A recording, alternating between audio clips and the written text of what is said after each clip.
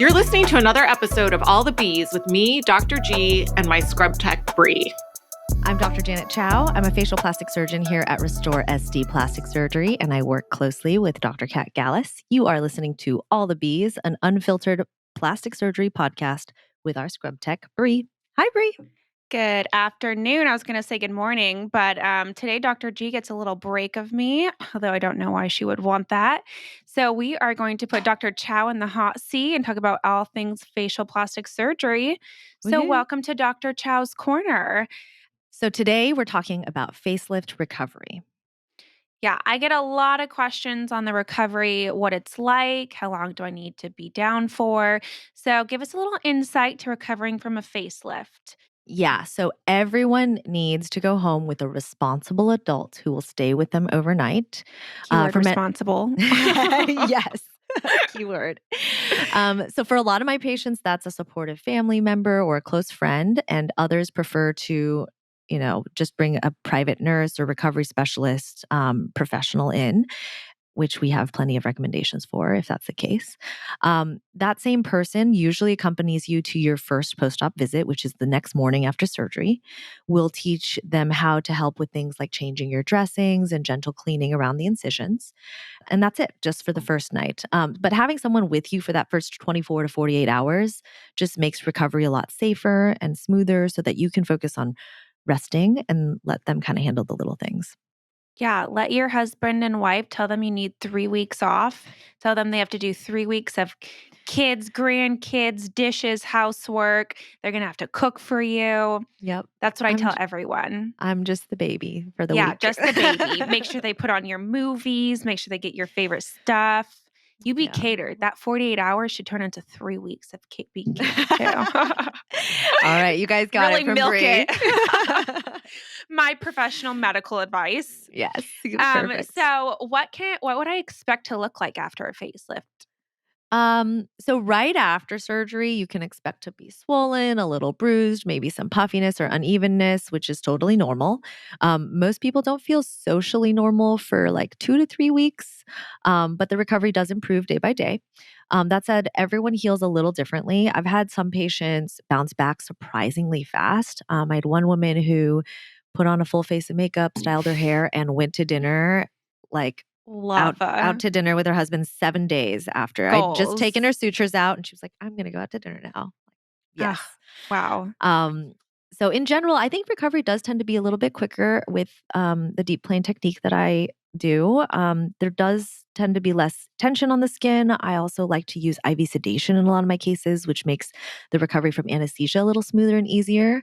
But if people have major life events coming up, like your child's wedding, a big photo shoot, a TV appearance, you want to give yourself like a 6-month buffer, I'd say. That just gives time for full healing, swelling issues to resolve, scars to mature. So, you can look your absolute best without any stress.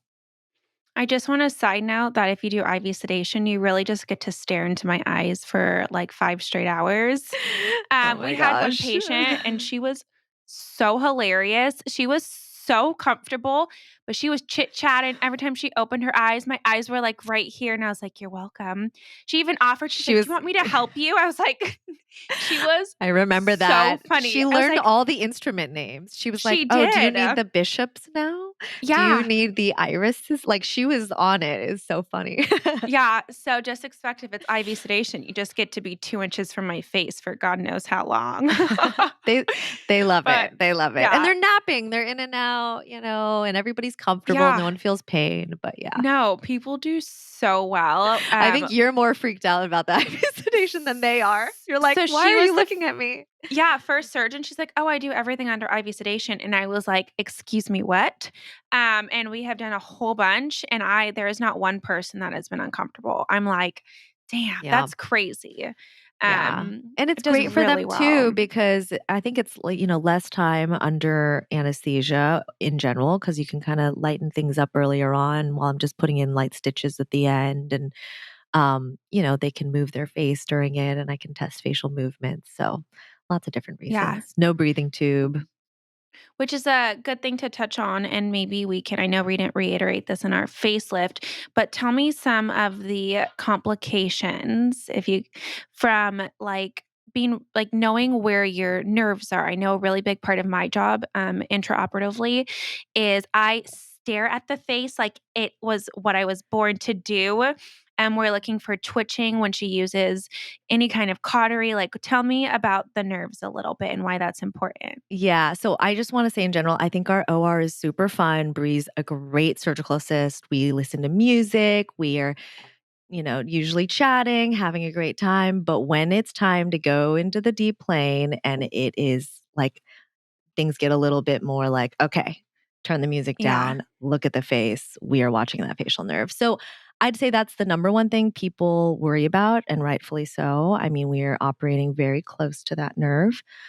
So we're watching it the whole time. Or Bree is. Thank you, Bree. Keep going. Keep going. Yeah, but I mean, having a small amount of asymmetry here and there after the surgery is somewhat normal just from some stretching and swelling and things like that.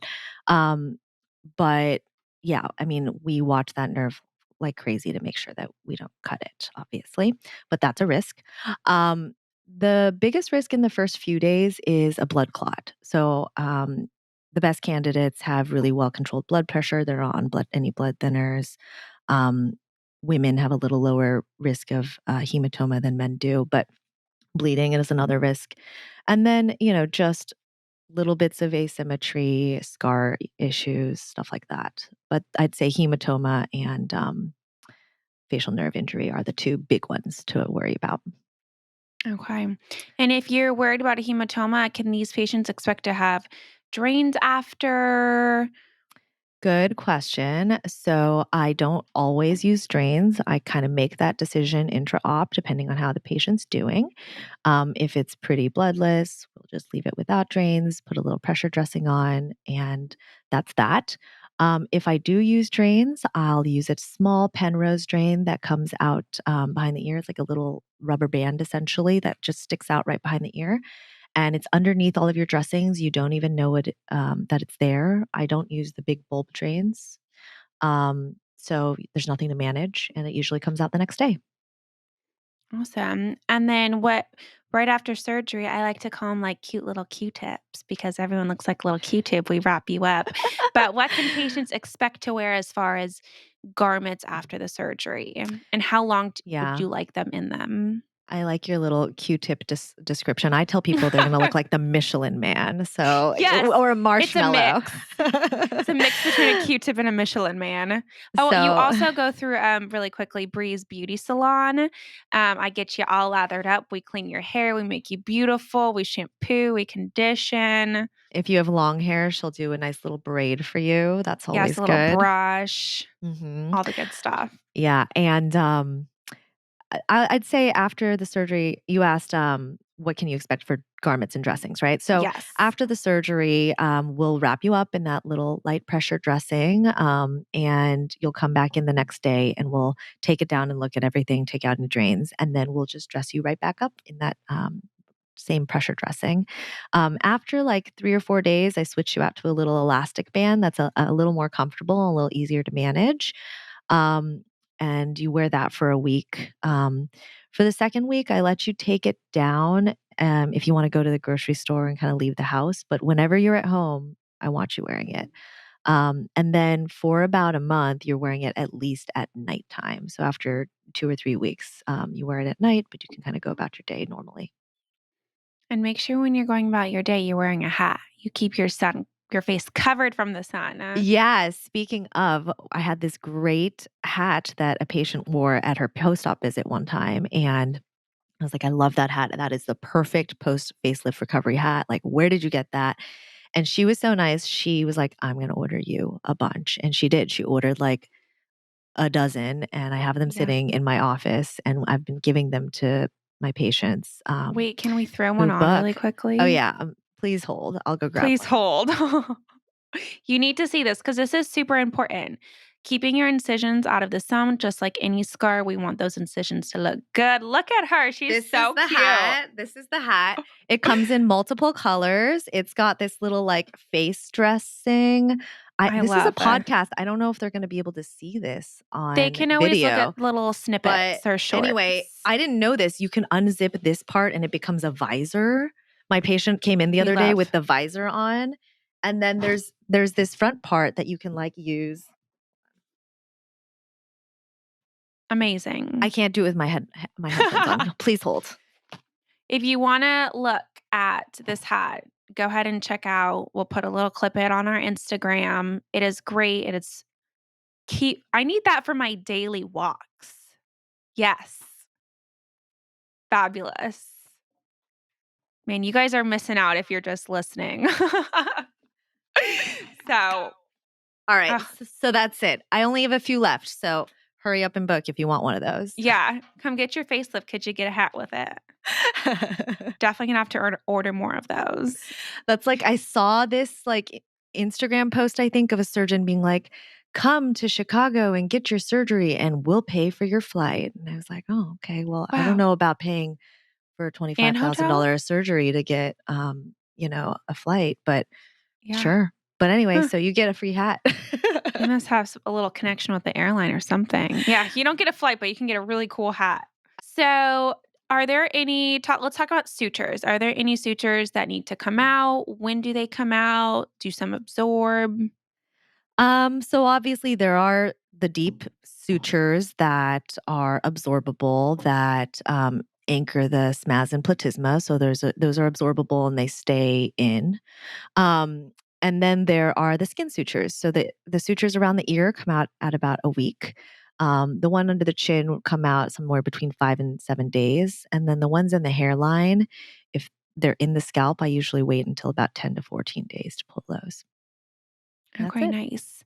And then after that, do you have any kind of like scar regimen that you put them on? Do you use creams, lasers? What you do? Yeah, no lasers. I mean, these sutures really, or the suture sites usually heal up really well, the incisions. I do have them start using biocornium about 2 or 3 weeks post-op, which we provide to you in a little pre-op goodie bag. And that's a silicone scar cream that also has an SPF in it. And I think that that's all you really need. And how do patients manage their post-op pain? I know from my experience, I see the patient strolling in looking like they just went to lunch. And I'm like, well, aren't you on day one? But what are your thoughts on post-op pain? I feel like the patients like to like show off when they come in. They're like, look, I'm not wearing my head dressing. I'm like, why aren't you wearing your pressure dressing? What are you doing walking in like that? Like, I'm like, chill out. But no, it's great. Our patients are so fun. But yeah, no, surprisingly, facelift recovery is not that painful. I'd say people describe it more as like a tightness or pressure, maybe some soreness around the neck. But people usually switch to just Tylenol by day 2 or 3. It's a pretty short-lived pain experience. Yeah, it's crazy. Simmer down now, y'all. So what are when people are recovering from a facelift, I know there's a lot of physical and emotional changes, stages. What are your thoughts on that? How do they kind of like go through these stages of facelift recovery? That's a great question because I do think a facelift recovery is just as much emotional as it is physical. So people kind of go through a healing roller coaster. The first week is the worst. You're swollen, you're tired, maybe wondering kind of what did I do to my face? I tell everyone don't look in the mirror at all that first week and just know that everyone looks a little bit puffy, a little bit bruised. Nobody looks good the first week. I don't know. Just you relax. Say that, but I've seen your patients and I'm like, damn. I was like, I need a facelift. She had one stroll in like post-op day 7. And I'm pretty sure like her partner booked a facelift like on the spot. I was like, you look so That's good. Funny. But yeah. Don't look, but look. I feel like there are some patients, particularly recently, who've done really well, exceptionally fast. But in general, I try not to make that the expectation, like, and right. even them, the first 3 or 4 days, they didn't look like themselves, right? You're puffy, right. You're bruised, you're swollen. That can go away pretty quickly. By week 2, especially, the bruising improves a lot, but you still might feel a little off, maybe a little puckering around the outside of the face, maybe feeling a little bit stiff in the neck. And then week 3 or 4 is kind of when people start looking a little more like themselves and feeling ready to be social again. And then by month 2 or 3, that's when, confidence usually comes back and people are like, wow, you look great. I can't really tell what you did though. So yeah, we love that's the timeline. So any other tips and tricks for facelift recovery that you want to give? I would say, just whoever you're going to be spending a lot of time with, make sure that they're supportive of the process because they're going to be looking at those incisions. And if not, obviously we have some great recovery nurses. Get some good shows on TV and just like relax. If you have a good, music station you want to listen to, if you have a good book you want to read, like just have some stuff to do that's not like super high activity and, find a way to pass the time for a week. Just know that the recovery gets better after that first week, especially. It's a process. Yep. And is there any pre-op things that you would suggest? I know we've done a lot of post-op recovery, but is there anything that you would suggest people to do before getting a facelift? So eat nutritiously, stay super hydrated, exercise, just like get your body into tip-top shape. If you think about it, like facelift is putting your body through a lot of stress, right? You're kind of like pushing yourself to the limits. So you want to help your body recover as fast as possible by being as healthy as possible. Like I think eating a lot of good protein, getting the nutrients you need. I think that'll just help you both for longevity and just like wellness in life, but for a facelift recovery too. Right. Be healthy. Get a facelift. Be healthy, be beautiful. Yeah. Come to Restore, get a facelift, get a free hat. Yes. For a limited time only. Hats are running out. All the good colors are taken, although I like this pink one. I love the pink one too. We can match it with anything. If you're listening today and have questions, need info about scheduling, financing, reviews, or photos, check the show notes for links.